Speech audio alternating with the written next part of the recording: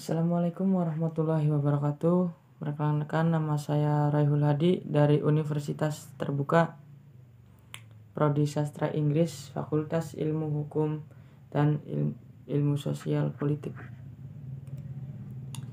Pada pertemuan kali ini saya akan mengulas tentang strategi terjemahan teks fabel bahasa Inggris. Mendengar teks fabel, tentunya kita akan mendeskripsikan ialah tokoh hewan-hewan dan penyampaian karakter-karakter yang sangat kuat seperti karakter kejujuran, kesetiaan, dan karakter-karakter positif yang lain. Lewat penyampaian bahasa yang sangat sederhana, melalui kisah-kisah yang menarik, sehingga anak-anak pun akan berminat untuk membaca atau sekedar mendengarkannya untuk pengantar tidur. Nah, pada pertemuan kali ini saya tidak membahas tentang struktur teks fabelnya, tapi masalah di balik penerjemahannya. Di balik kesederhanaan teks fabel tentunya tersimpan kesukaran dan tantangan bagi penerjemah tentunya. Tantangannya bagaimana? Tantangannya adalah ketika teks yang sederhana itu berasal dari bahasa sumber yang kata-katanya atau frasa bahkan kalimatnya jika diterjemahkan kurang berkenan bagi anak-anak. Ya, letak masalahnya adalah di situ. Untuk mengawali analisis ini, saya menggunakan metode kajian pustaka. Kajian pustaka ialah tahap-tahapnya adalah mengumpulkan informasi dari berbagai sumber yang valid, kemudian kita analisis ialah meneliti apakah informasi tersebut terkait dengan topik kita atau tidak. Kemudian mencatat inti-inti dari informasi yang valid tersebut. Kemudian kita beralih ke pembahasan. Pembahasan ialah memberikan pandangan kita kepada masalah yang kita analisis. Kemudian kita memberikan solusi terbaik untuk masalah tersebut. Nah, sampailah kita pada pembahasan topik pertama. Pada BSU, it was magnificent diamond necklace, yang menghasilkan terjemahan sebuah kalung yang indah. Mengapa demikian? Kata berlian tersebut hilang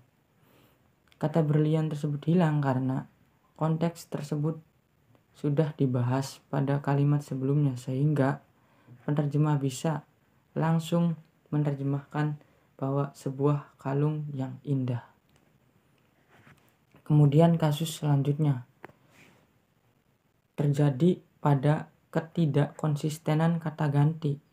Misal, he likes my house, but our house is not big. Diterjemahkan, dia suka rumah saya, tapi rumah kami tidak besar. Di sini sama-sama jamak, tetapi bedanya ialah ketidakkonsistenan, seperti dia menjadi kami. Seharusnya adalah seperti berikut. He likes my house, but my house is not big.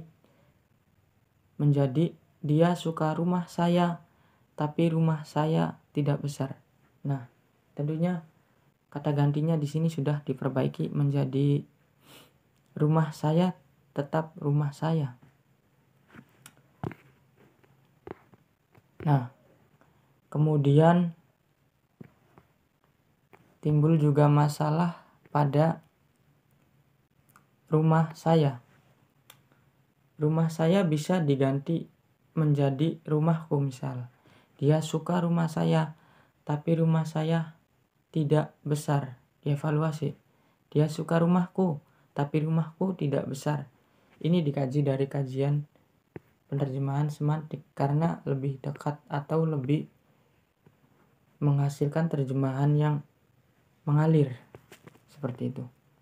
Kemudian strategi teks penerjemahan fabel juga sangat membutuhkan teknik terjemahan seperti masalah datang dari budaya misal, atau masalah terjemahan datang dari tadi ketidakkonsistenan, yaitu tentunya pada masalah gramatikal seperti pada tatanan leksikal, seperti pada tatanan makna yang implisit. Sekarang saya akan membahas teknik terjemahan untuk teks cerita fabel, yaitu penerjemahan adaptasi. Penerjemahan adaptasi seperti contoh Kemben menjadi Clothes. Di sini Kemben diadaptasi menjadi Clothes, lebih dekat ke arah hasil terjemahannya. Kemudian modulasi ialah mengganti posisi dari subjek menjadi objek, seperti chef took spicy mie menjadi mie pedas ciptaan chef. Tapi di sini bukan pasif, hanya posisinya saja yang berubah. Kemudian pinjam, teknik terjemahan pinjaman. Teknik penerjemahan pinjaman biasanya penerjemah sangat mempertahankan unsur budaya BSU sekaligus memperkenalkan BSU pada warga negara asing, misal pada teks atau kata sarung tidak dihilangkan, sehingga pembaca juga akan penasaran. Dia akan mencari apa itu kata sarung. Nah, di situ keistimewaan penerjemah digali, bukan hanya mengalih bahasakan saja. Kemudian transposisi, masalah terjadi pada tatanan frase dan kata, atau kita bisa sebut masalah datang dari tatanan gramatikal, seperti contoh kata yellow belly menjadi kata pengecut. Yellow belly datang dari frasa menjadi satu kata, yaitu pengecut. Nah, tentunya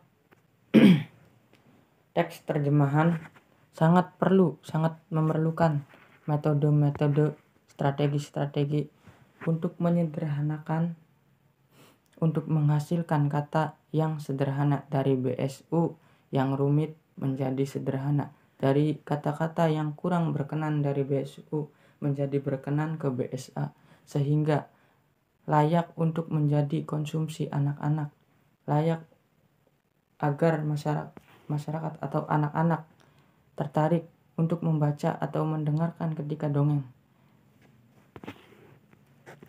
Selain itu, anak-anak ketika didongengkan atau mendengarkan teks fabel akan menguatkan karakternya, seperti setia jika terus-terusan didongengkan. Kesetiaan seperti kancil yang cerdas akan menanamkan sifat cerdas pada anak tersebut. Nah, sampailah kita pada kesimpulan. Kita tahu ya bahwa teks fabel ini sangat-sangatlah sederhana. Sangat-sangatlah sederhana. Dari teknik-teknik penerjemahan,